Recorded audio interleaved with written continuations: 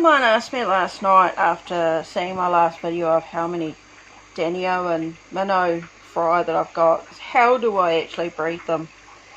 Well, I watched like probably the equivalent, about 3 hours worth of, and more, like tons of YouTube videos of people all over the world that breed them. So the common consensus was marbles or large pebbles on the bottom and lots of plants. So I know this looks really messy, it's not a particularly nice looking tank, but what I do is the back of the tank is full of plants, and right across the bottom of it is marbles. And then I found that by putting the green plastic grass, which I have one down here, put one of these underneath it, and it just gives that extra level of distance between the fish and the bottom. So I did that with my last spawn, and I estimate around 200, maybe 250 have survived. Now that was just using my pearl Danios and my longfin Danios and the mountain minnows. So no, actually I did use all of them. Now there is a pair of zebra Danios in there as well, but they hide in the plants just about 24/7. They are really shy, they don't like coming out. So far my first lot of fry looks like I've got pearls and leopards. Yes, they are crossbreeding, and that's purely because when I brought these guys, this is all that they had in stock at the shop at the time. So it's what I've got to work with. But on that note, I'm going to be keeping my long fins from my first batch, and they will be going into my breeding group, so I should have a lot more females out of that. Ratio 1:1 or 2 males to a female. I think 2 males to 1 female is a better ratio. Yeah, because the zebras are 1:1, because I've only got one of each. That's all that was available in the shop, and I've not had any fry from them as yet. There might be some in the latest lot of 200 odd, but I'm not holding my breath. So what I do is feed these guys up on bloodworms, and I also use beef heart minced up. There's plenty of videos on how to do that. Very simply put, you get a beef heart from the supermarket, you cut it up, you take out the sinewy pieces, so you've just got the muscle, okay? I use a Ninja Blitzer, and I blitz it up with about, well, 1 heart to 200, 300 mils of water. It's just enough that the blender can get through it and mince it right up. Yeah, so feed that up for the first week, mix and feed whatever else you've got on the go, whether it's flakes or dried food. Just give them a variety. I found that was my #1 problem when I first started doing this, is I got lazy and started just using one food, and all my breeding rates just dropped down to virtually nothing. It was shocking. Anyway, so put them in here for 2 to 3 days. They spawn as soon as your lights come on in the morning, or sunlight hits your tank. So it's the very first thing in the morning, usually about half an hour after the first bit of sunlight, they'll start spawning. I'll let them do that for about 3 days. They've been in this tank for about a week, so if I pull them out today, I will probably have fry tomorrow morning, which I am going to move these guys for the sake of this video, and who knows what we'll have. It could be a mixture of, yeah. So as soon as I have a group that's big enough to have each separate fish, I will do that. The only reason they're in a group like this is they like to breed in a big group. So the Danios like to have lots of other Danios around, and so do the minnows. So I'd like to have a group of at least 10-15 of each. Then I'll have really good rates. Breeding for profit, I'm not expecting huge profit per fish. I mean, these guys are only $4 to $5 each in the shops. Longfins I think is $7. So I'm not expecting a huge profit, but when you've got a tank over here and there's 80 fry, I mean, just do maths. Even if you raise 10 and I get $3 each for them, which would be really nice, you know, that adds up. So yeah, I mean, it's no different to breeding guppies. If anything, it's actually probably better odds breeding these guys compared to the guppies.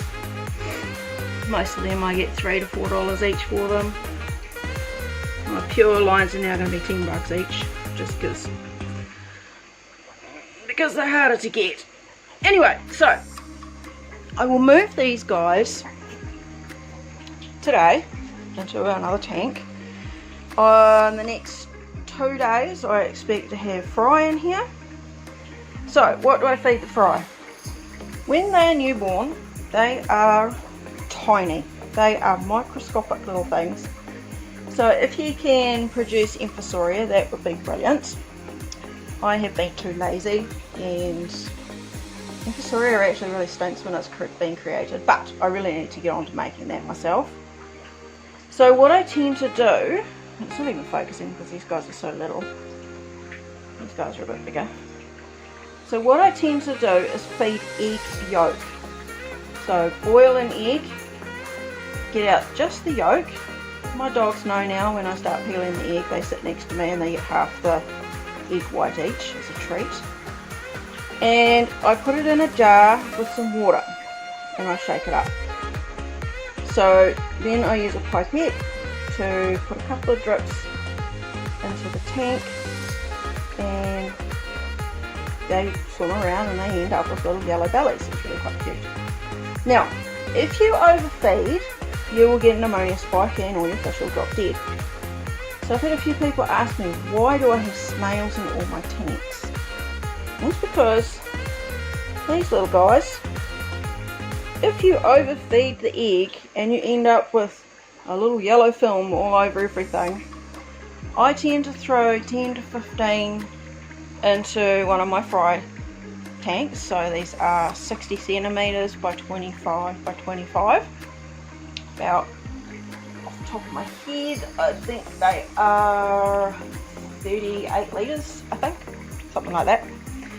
So what they'll do is they'll eat anything that's left over, so that way you don't end up with a massive spike, and these guys get fresh food every day. And I just spotted, yes, there is a guppy in there. Anyway, so feeding egg yolk for the first 2 weeks at least.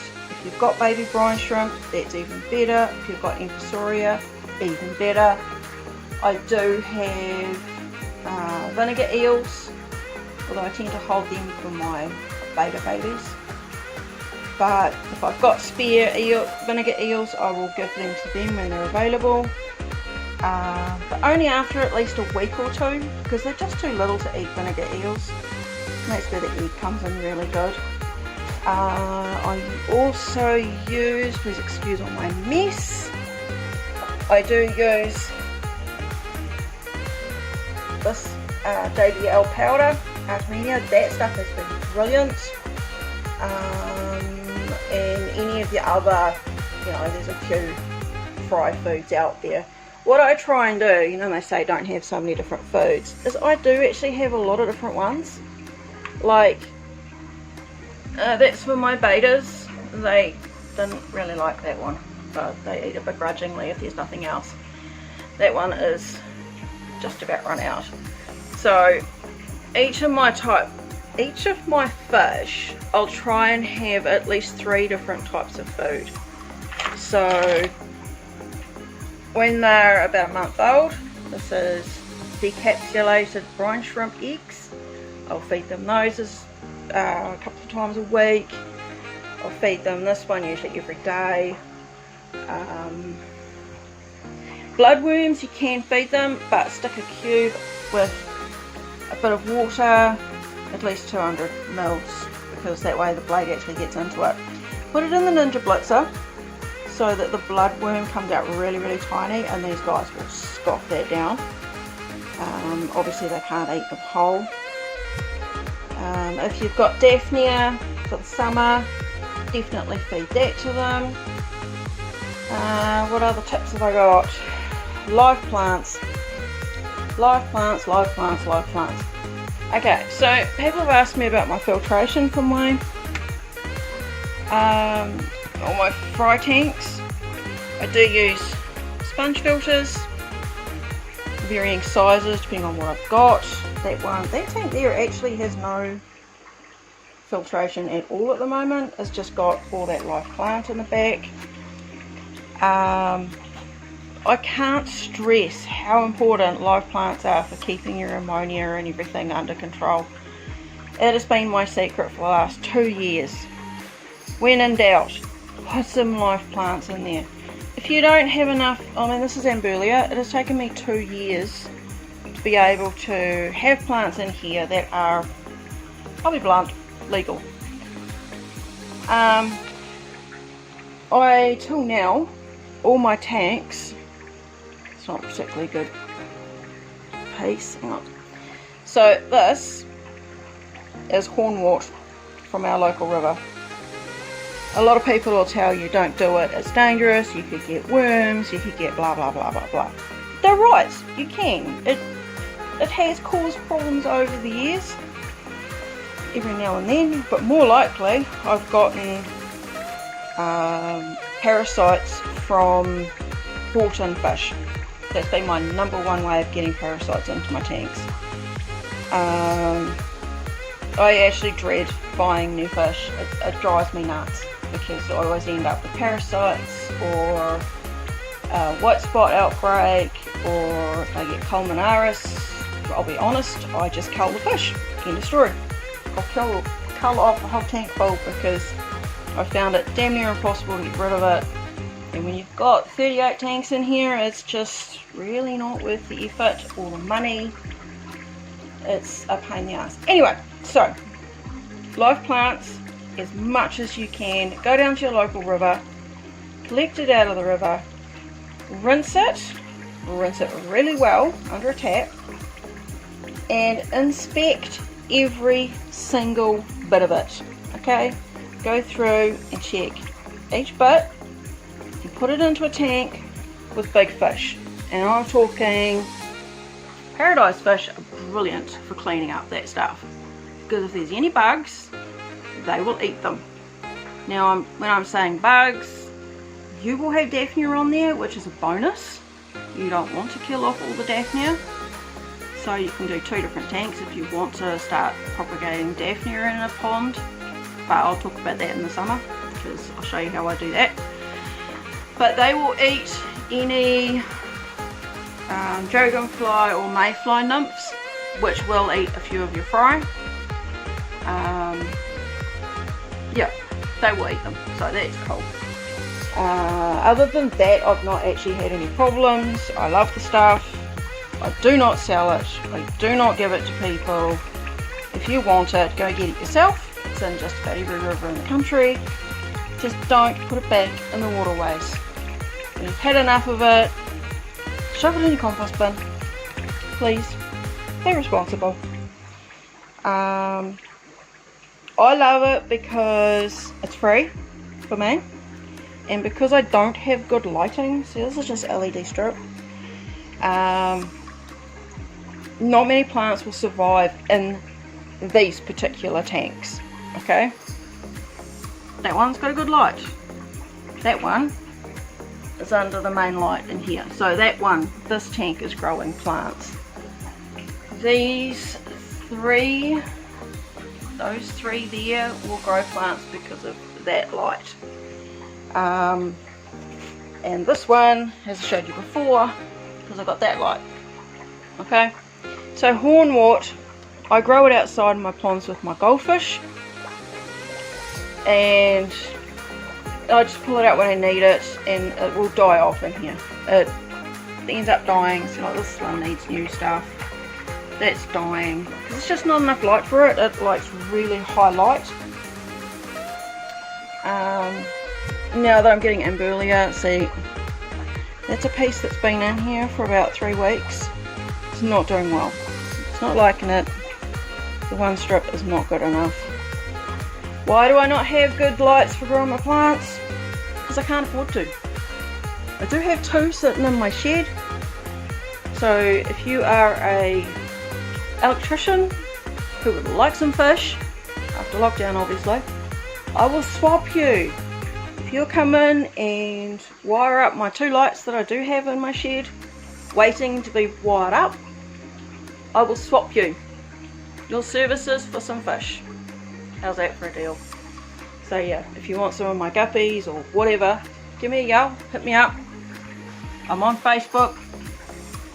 I'm on Facebook, I'm on Instagram, not that I use Instagram much.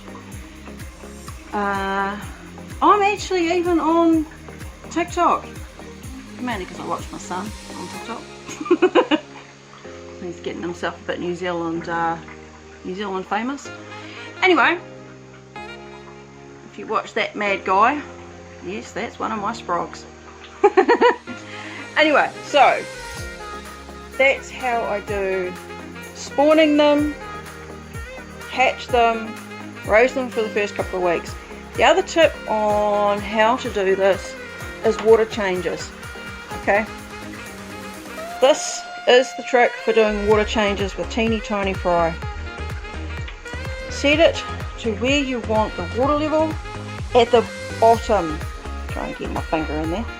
The bottom, it will suck it right to the bottom of that stone. Okay, and I'll stick that into one of the holes, which there's nothing popped up. Anyway, so I would do that. Okay, sorry, my videoing's really bad today. So that will drain down to there. Now when they're teeny tiny, I will do that about every second day, and then top it back up with fresh water, and that way it keeps it healthy. So I'll usually set that going first thing in the morning, and in the afternoon come in and top it up. It does take a while, but that way you're not going to suck up your fry. So I think that's it. How to feed them, how to do water changes, plants, how to spawn them, what to feed them, and yeah, enjoy them. I mean, I think this is amazing. Watching them in a big group. I would love to see these guys in a IBC pond. I might do that this summer just so I can video it, because they would school. It would just look amazing. Did you know if you put them in 1,000, IBC tank, platies school. I did that the first season, and I had like 80 of them, and they were schooling, and they were bright orange. It looked absolutely stunning. Anyway, I think I've been rambling long enough. If there's anything else you can think of that you want to know about spawning Danios or mountain minnows.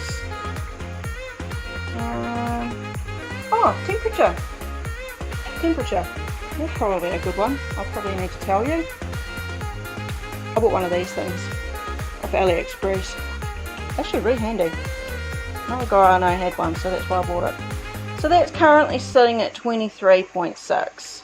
This fluctuates between 22 and, well, 23.6. That doesn't have a heater in it. None of these do. Well, that one does, but it's not actually plugged in. That's just because my actual room is heated.